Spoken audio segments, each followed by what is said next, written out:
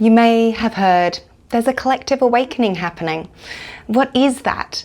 And how is it showing up? Well, for most of us, it's through technology, but there are many other ways in which it can be happening and moving through your life. And in this series, we are exploring how awakening arrives. We're speaking to different experts around awakening, and we're going to be offering up some important support tools that will help anchor your nervous system more safe and securely into your body as these times of change continue to unfold. Allow your heart to listen.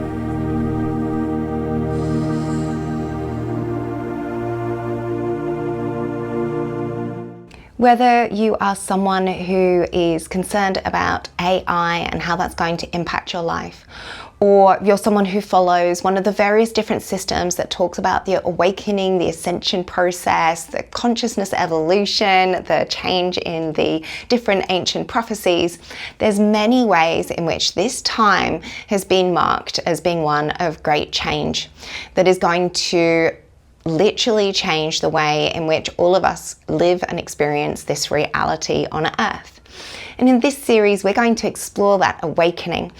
But actually, it's something that happens within all of us. And what's the energy behind this awakening?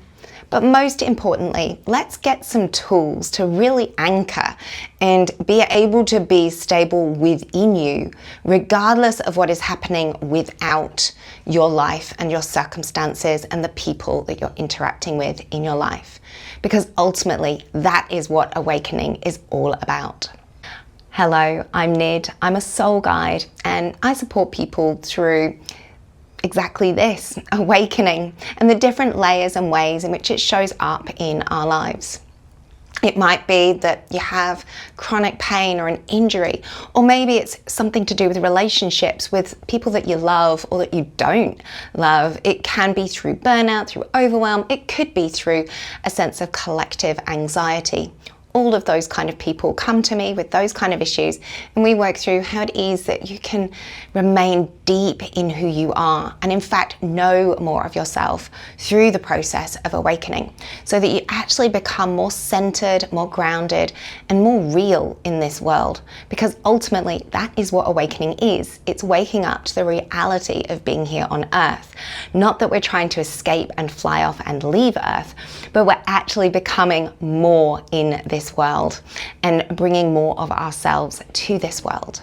One of the simple pieces that I've always found really interesting is just the tiny percentage of our DNA that we use, or the tiny percentage of our brain that we actually use. And what is it that would be the full capacity of which we could really live and experience if all of those aspects within us were unlocked? And that's like switching on the whole of the brain would light it up and turn on all of these facilities, these faculties that we have. And in a way, that's what awakening does. It starts to really turn on more of your brain at all the same time. But you know what? That kind of sounds overstimulating and overwhelming. And that's part of what happens when we're becoming more sensitive. We feel more. We become more attuned to the world around us. And so your nervous system gets really agitated and overwhelmed in that process.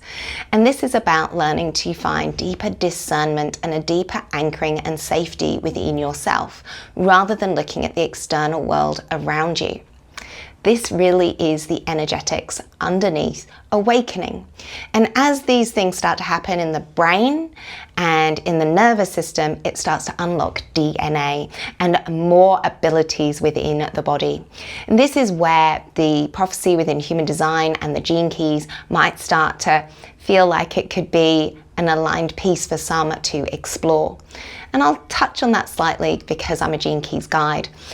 But I really wanted these series to also be broader for you, to really support you in the breadth in which the way that awakening can happen and is happening for all of us on this world. I talked to my Insight Time audience in the September equinox around how technology is such a blessing for us to be able to connect, to see more people in the world that are like us, that want and care for seeing the same things in the world, and that we can come together and also acknowledge our differences, the diversity in our groups, but that ultimately we're coming together with the same heartfelt intentions. And this is part of expanding those sensory, those feeling, those sensitivities that we have as a human. It's not just the physical body that is going to feel through the nervous system, but your emotions and how your emotions play into and change the nervous system. Sometimes that could be from trauma, and it may be that there is a lot of ancestral healing, or maybe it's your own personal healing from your own life that needs to come through to be healed. And so that can be a part of us awakening, is the emotional piece and how that's playing into affecting our nervous system so that it becomes more clear and more attuned as we grow and evolve. So I want to be really clear. What I'm saying here is that the awakening process is not one where we escape and stop feeling.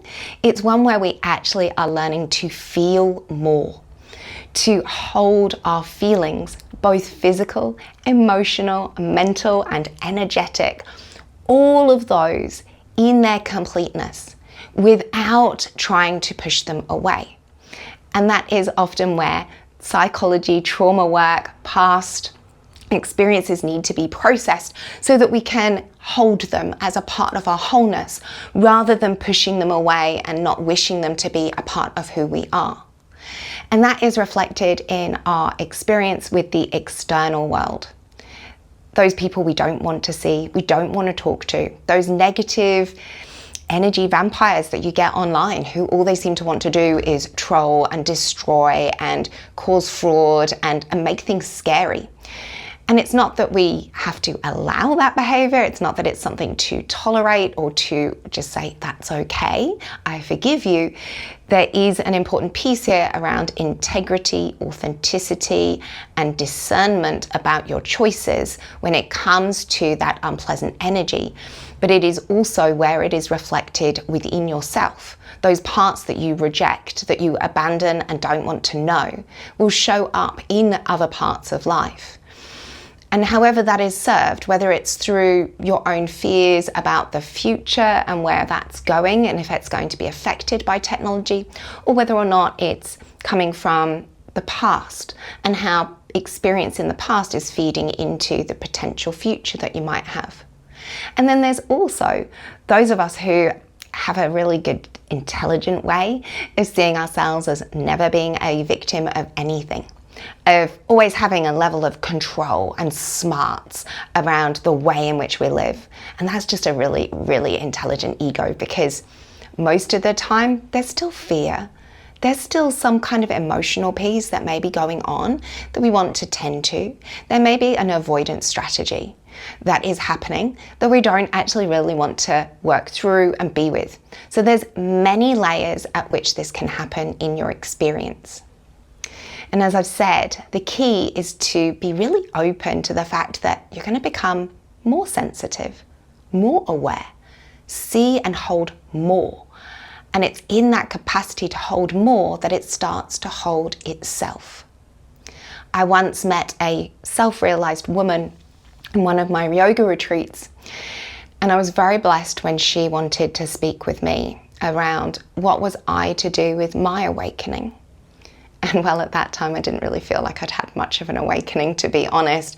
I was still very much in the stage of trying to work out, was my health stable enough and where was my life going to really have that sense of what an awakening was.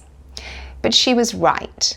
I had awoken to the fact that the way I'd lived had been really unsupportive for me and people that I loved. But what this wise woman said to me with regards to awakening was that we often have a fear that our heart can't really hold love, that it can't hold the level of compassion that is really here for us and therefore for others. And so we push away. We actually reject the love, and we reject receiving what is here for us. So you have to feel more in order to receive more.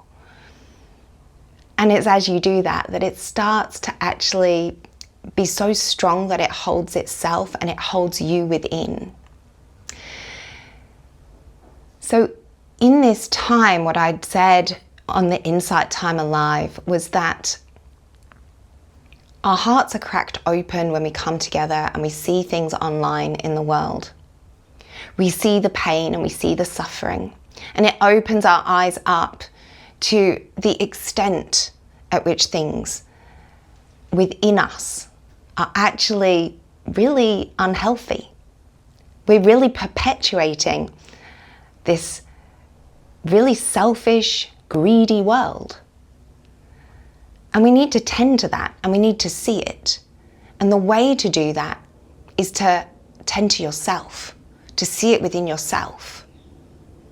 And that happens in little daily moments and interactions. They're constantly reflected to you. So everything in life really is that fractal mirror of what is within and what is at a bigger scale. And as you invite in those daily interactions, helping you have more compassion and kindness and empathy to yourself and those you interact with, not only do you actually stop carrying so much, but also the world stops carrying so much because there's more spread of the responsibility through compassion, through empathy. And so I'd really like to take the close of this introductory video to this series to acknowledge that within each of us, there is fear. Whether it's intelligently masked or not, whether you're aware of it or not, there is different types of fear, and they manifest themselves in so many clever ways because that's the way the mind and the ego work. And there's nothing wrong with that. But just encouraging a contemplation to open your mind up to say, where in life am I fearful? Is it in how I shop? My food choices? Is it in what I choose to say to people? Is it in how I choose to use public transport? And yeah, there is a lot physically that can be very scary that you may need to fear. But fear perpetuates a lot of unconscious and deep subconscious running emotions. It perpetuates a huge amount of behaviors that come off of those emotions. And it's only when we start to bring a light and say, I'm going to choose to focus on this, that your awareness starts to shine a light on where it is in your life. And with awareness, you can begin to choose to make change. And be kind with yourself with what comes up. Share it in the comments below, or you can connect in our monthly community call to receive more support and guidance.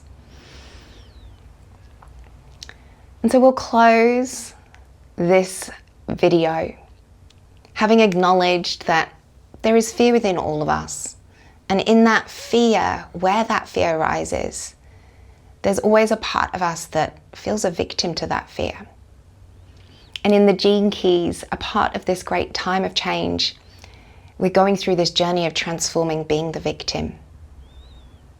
So I really invite you to see how that fear shows up. Maybe it's through being really controlling and being really clever and thinking you can problem solve through everything. Thinking that you've got an answer, that you can pinpoint who or what or why. Because the more fixed and opinionated we often become, the more that points towards where it is that we're trying to create a level of a perception that we're scared of seeing otherwise. So this contemplation for this week is opening you up for this journey. To what it is that you fear, that awakening is going to shift within you. How awakening is going to remove something in your life, or how awakening is going to make you more, that you're scared of becoming.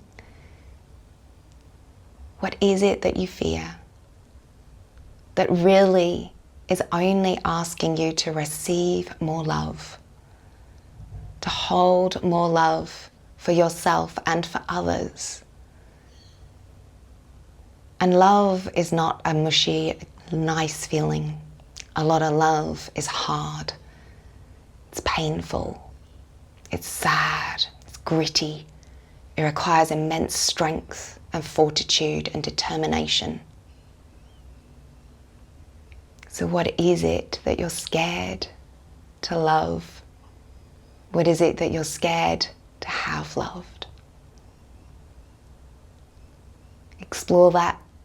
Share it with us. Put it in the comments below. And in the next episode, we are going to explore going a little deeper into this dynamic change.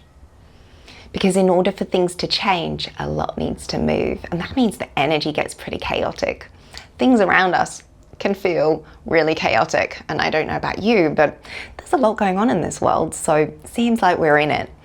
So how is it that we can be more stable? Let's get some really useful tools from the Awakening Spiral to start to anchor us down through this dynamic change. And for the time being, just remember that you began as a soul choosing this life at this time. So if you don't know what to say to yourself when the fear arises, remind yourself, I chose to be here. I chose to live here in this body at this time. Therefore, I have the strength and I have all the gifts that I need to navigate this time with the greatest grace. I live in love, not fear. I choose love. I always choose love. Your freedom comes not from escaping this world, but by choosing to be more in it, to feel more, and to be more. Thank you for being here, and I look forward to seeing you next time.